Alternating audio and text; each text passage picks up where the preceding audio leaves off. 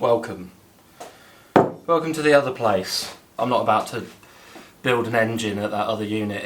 It's too... I say other unit, this is my garage at home. It's good to have a very, very forgiving girlfriend if you're doing things like this. Right, the engine. That's never been out of the car until I did this whole rebuild thing. And it was just standard power when I got the car-ish. I put some Nismo turbos on it and link and injectors and all the usual kind of stuff that you do when you get an R32. And it was running 430 at the hubs. Fortunately, I made a bit of a mistake with this one. I put a breather system on that I designed, and I've never got round to putting a filter on the breather inlet that I fed right to near the back of the car. It's a lie. Anyway, it drew in a load of rubbish through all of the tank and everything and into the rear turbo and just slowly chipped away at the blades on it. I think it's down here actually. There you go. Moral of the story, always filter your breathers, no matter where they go. Right, I only noticed that when I stripped the car to do this whole rebuild thing. And it felt down on power the last couple of track days that I went to. But nothing, it still pulled well and I was still doing the same kind of times, so it can't have been that bad. So I'm hoping that the block and the head are okay, because I need to reuse those. A while ago I managed to buy a bit of a special rotating assembly for it, which is at Thurston Engineering at the moment, having everything checked and some machining done so it can go in. So the idea is I'm going to get this lovely rotating assembly and put it in the old engine so it maintains the original block and head and stuff. Then we make 1,000,000 horsepower and we're all happy, right? But I need to strip down that to the block, see if anything's gone through it, see if it's salvageable, and then get that down for machining as well.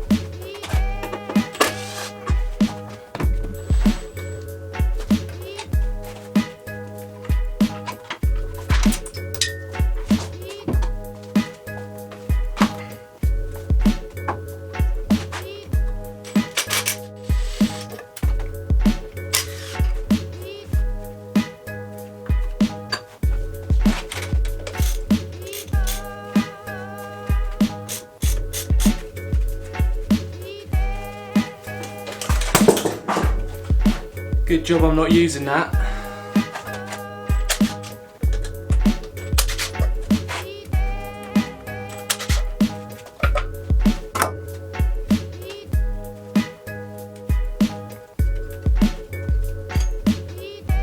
Put another light up, don't want you to miss out. I thought I'd have a crack anyway, without a breaker bar. See if any of them are loose. Well, not loose, just try and undo them. Nope.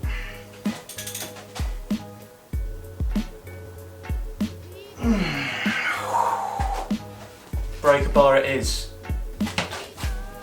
It's a little bit Super Mario, but I'm desperate to get this head off tonight.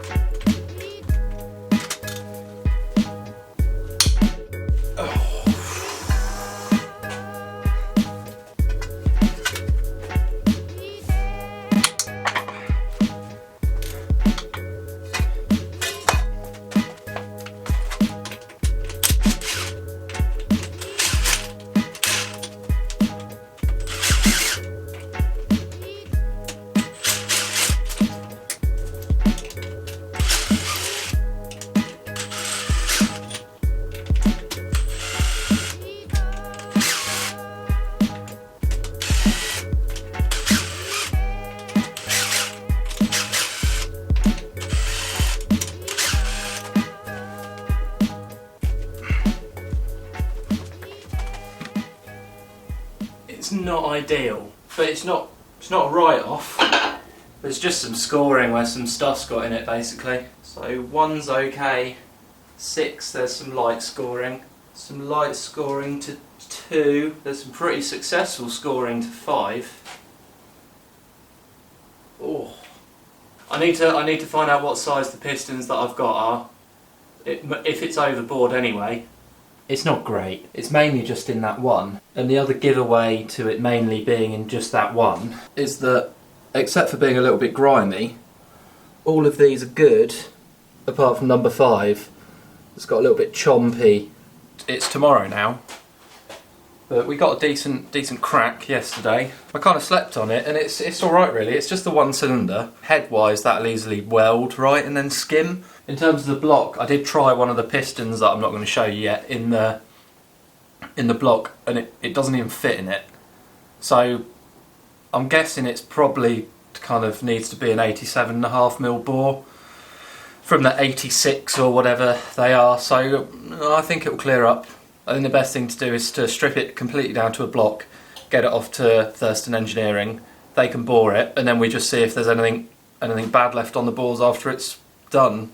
If it is, I'll put it in the bin. I don't think I'll bother lining it because it'll be too expensive. I've got another block down there, so I'll probably use that. I just wanted to kind of use the original one if I can. I've actually got 2 blocks down here.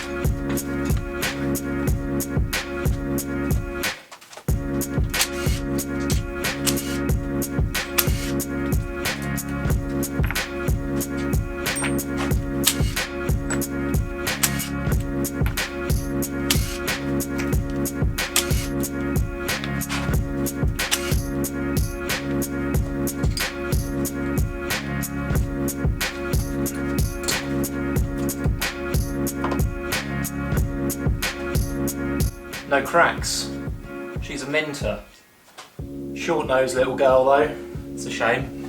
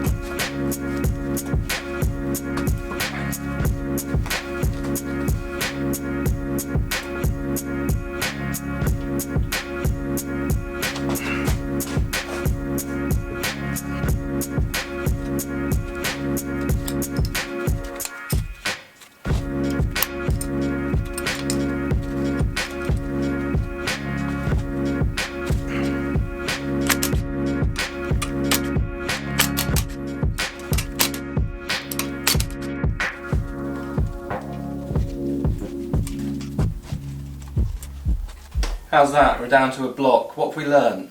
It's alright. I think we'll be able to bore it out. The main sizes are stamped to be on the big end, so I need to think about that when we're doing machining. It's not really much else, is there? I mean, the majority of it isn't going back together as it was. I need to check the cam bearings. I'm a little bit worried that they're no good, because when I put the baffle kit in the top of there, you have to take a couple of caps off, and it was like seized when I was trying to get the bearing cap bolts out. So if anyone's had that and it's normal, it'd be nice to share your experience with me. So this is almost ready to go to the machinists. It's got some really nasty casting lines inside, so to put myself on the front foot as much as possible, I'm just going to take this to my unit first and just get a die grinder and just take out some of the kind of sharp castings off it.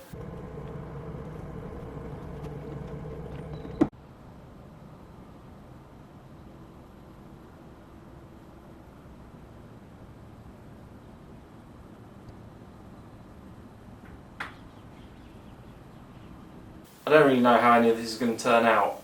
I haven't got a budget to go and do a motive DVD and build an RB30 with any of that. I've just got to do what is the best kind of financial reliable option for me. The car will be quick anyway, it doesn't need stupid horsepower. I just want to do the best I can with it. That's enough excitement for one, I think.